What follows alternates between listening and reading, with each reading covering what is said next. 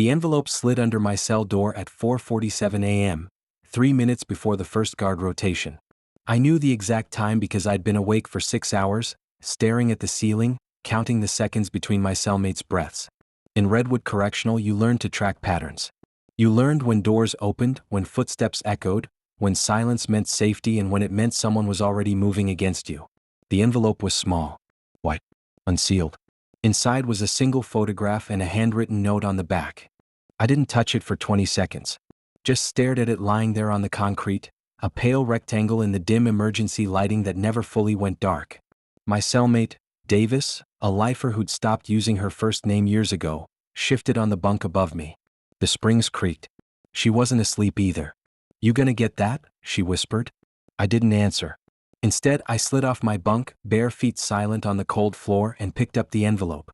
My hands were steady. That surprised me. I'd been in Redwood for 11 months, and I'd learned that nothing good came through your cell door in the dark. The photograph showed a little girl, maybe 7 years old. Blonde braids. Gap-toothed smile. Standing in front of a swing set I recognized.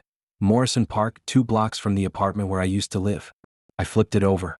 The note was written in careful block letters. Keep her safe. Say nothing. Wait for instructions. No signature. No explanation. But I knew who sent it. If this story grips you, hit that subscribe button, because what happens next will show you exactly how far someone will go when they have no choice left. I crushed the photo in my fist, but my hand was shaking now. The little girl's smile had already burned itself into my memory. I didn't know her. Had never seen her before. But someone wanted me to believe she mattered. Someone wanted me to believe that what I did next would determine whether she stayed safe. "You good?" Davis asked from above. Her voice was flat, careful. The kind of careful that meant she'd already decided this wasn't her problem. Yeah, I lied. I wasn't good. I was 11 months into a 4-year sentence for embezzlement, a crime I'd actually committed, which made me one of the few honest people in Redwood. I'd kept my head down, avoided the gangs, worked kitchen duty without complaint. I'd made exactly one friend, a woman named Iris who'd been transferred to medical 3 weeks ago and hadn't come back. I didn't ask questions. I didn't make waves. And now someone had pushed a photograph of a child under my door with instructions to keep her safe. The lights flickered on at 5 a.m. sharp. The PA system crackled. Morning count in 10 minutes. Morning count in 10 minutes. I shoved the photo into my pillowcase and made my bed with mechanical precision. Corners tight. Blanket smooth. In prison, you controlled what you could control. Everything else controlled you. Davis dropped down from the top bunk. She was 46, solid muscle, with a scar that ran from her left eye to her jaw. A gift from a previous cellmate who'd made the mistake of stealing her commissary. Davis didn't talk about her crime. None of the lifers did. She looked at me for a long moment, then shook her head. "Whatever that was," she said quietly, "you should have burned it." "Can't burn concrete," I said. "You know what I mean." I did. But it was already too late. Morning count was routine. We lined up outside our cells, backs against the railings, while 2 guards walked the tiers with clipboards. I kept my eyes forward, my expression blank. I'd learned that trick in my first week. Don't look eager, don't look scared. Look bored.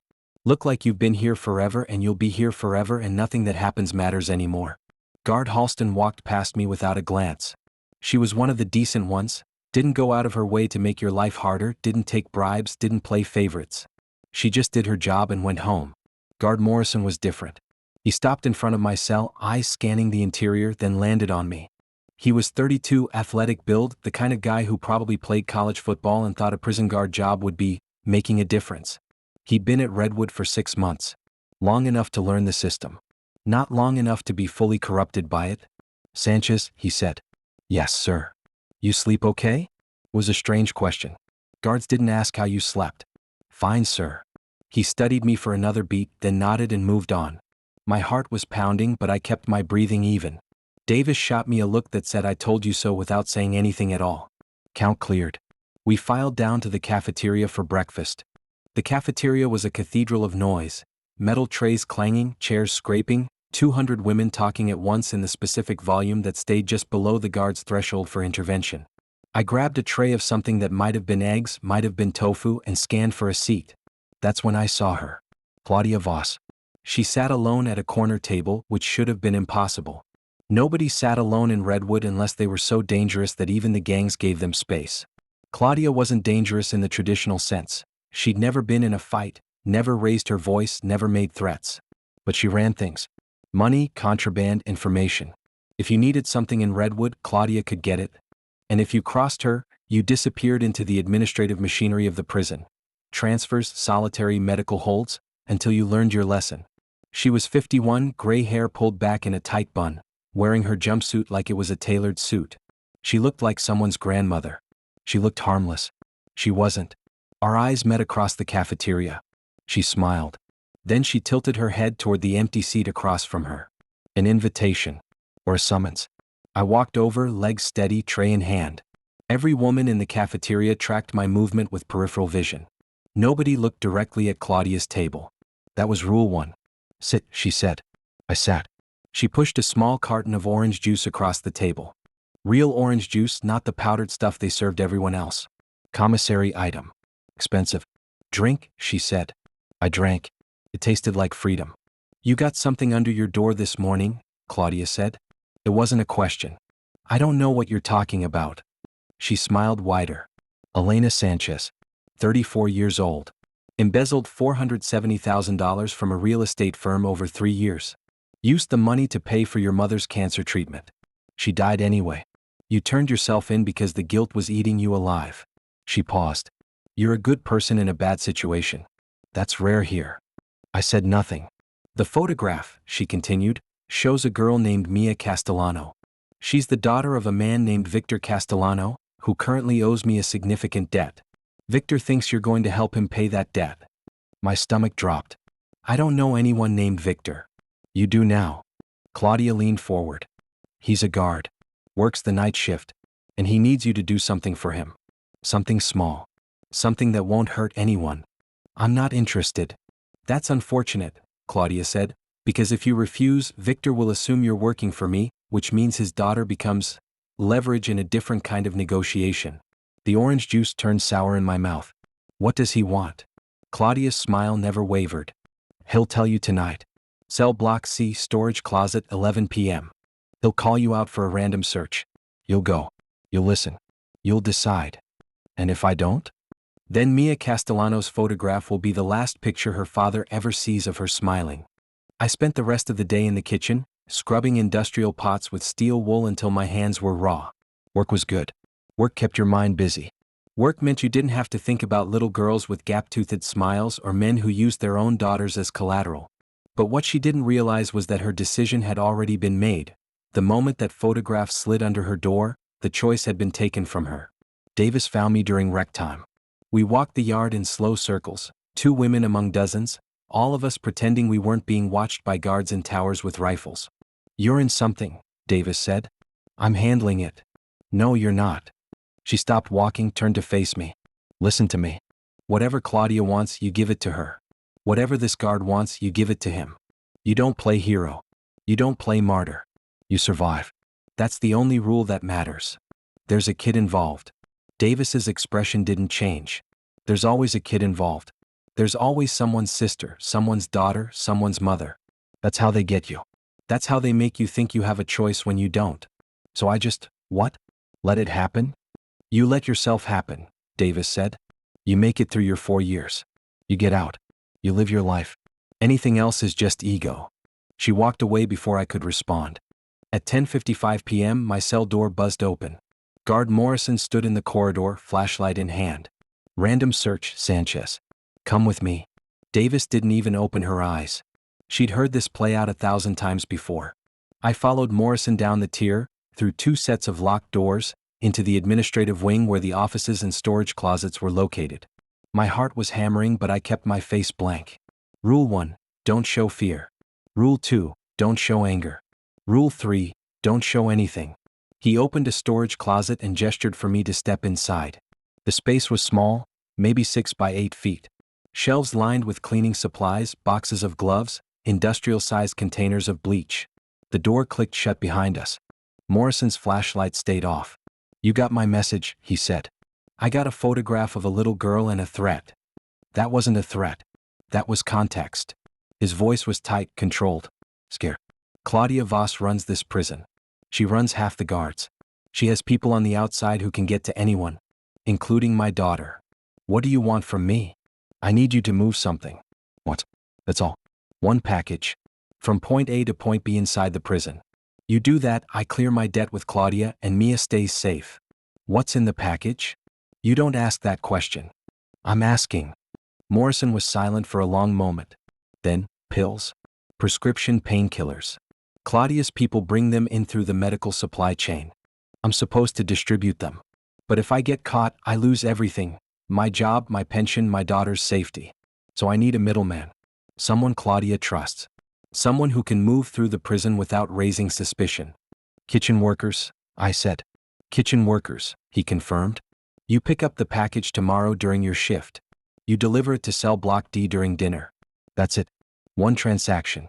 Then you're out. And if I say no? His voice dropped. Then I tell Claudia you're refusing to cooperate, which means I failed to deliver on my end of the deal. And when Claudia doesn't get what she wants, she makes examples. Not of me. Of what I care about. Would you have said yes? Or would you have risked everything on the hope that someone, somewhere, would protect a child you'd never met? I thought about Mia Castellano. I thought about my mother, dying in a hospital bed while I emptied bank accounts to pay for treatments that didn't work. I thought about the choice I'd made then, steal the money, save her life, accept the consequences. She died anyway. And I'd learned that good intentions didn't change outcomes. One delivery, I said. Morrison exhaled. One delivery. He handed me a small key. Storage locker 47 in the kitchen. Behind the dry goods. You'll find a package wrapped in plastic. Move it to cell block D, second tier, cell 19. Woman named Torres. She's expecting it. When? Tomorrow. Dinner shift. 6 p.m. The door opened. Morrison stepped out first, checked the corridor, then nodded for me to follow. We walked back in silence. My cell door buzzed shut behind me at 11:23 p.m. Davis finally opened her eyes. You do what they asked? Yeah. Good. Now forget about it. Go to sleep. But I didn't sleep. I stared at the ceiling and counted the hours until 6 p.m. The package was exactly where Morrison said it would be. Storage locker 47. Behind 50-pound bags of rice and industrial cans of tomato sauce. A bundle the size of a paperback book, wrapped in plastic, sealed with clear tape. I didn't open it. I didn't look at it longer than necessary. I shoved it into the bottom of a garbage bag, covered it with kitchen scraps, and tied the top. At 6 p.m. I walked to cell block D with the trash. The guard at the entrance barely glanced at me. Kitchen workers moved between blocks all the time. Trash, supplies, meal trays. I was invisible. Cell 19 was on the second tier. A woman in her 40s sat on the bottom bunk, reading a magazine. She looked up when I approached. Torres. I said quietly. Yeah. I handed her the garbage bag. She reached in, felt the package, pulled it out, and tucked it under her mattress in one smooth motion. No hesitation. She'd done this before. We're good, she said. I walked away. That was it. 30 seconds. One transaction. I delivered the garbage to the dumpster, washed my hands, and went back to the kitchen. My shift ended at 7 p.m. I returned to my cell. Davis was reading a book. Done? She asked. Done. Good. Now it's over. But it wasn't over. At 9 p.m., my cell door buzzed open again. This time it was guard Halston. Sanchez. Warden wants to see you. The warden's office was on the third floor of the administrative building. I'd never been there before. Most inmates went their entire sentence without seeing the warden face to face unless they were getting transferred or going into solitary. Halston walked me through 3 security checkpoints, then knocked on a heavy wooden door. Come in, a voice called. The office was nicer than I expected. Bookshelves. A desk with a computer. A window that actually looked outside, the first real window I'd seen in 11 months. Warden Constance Riker sat behind the desk. She was in her late 50s, gray hair, sharp eyes, wearing a blazer that probably cost more than I'd made in a year before prison. Sitting across from her was Claudia Voss. My blood went cold. Sit down, Miss Sanchez, the warden said. I sat. You delivered a package tonight, Riker said. To cell block D, cell 19. I didn't respond.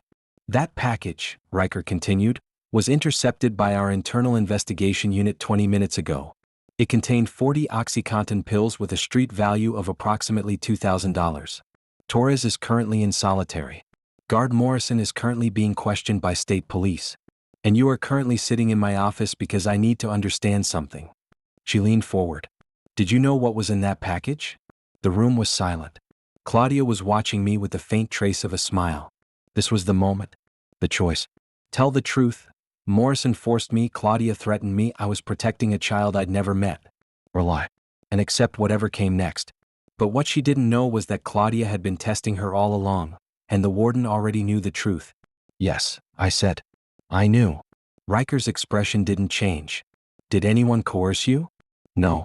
Did Guard Morrison offer you any incentive? No. Did Claudia Voss make any threats against you or anyone you care about?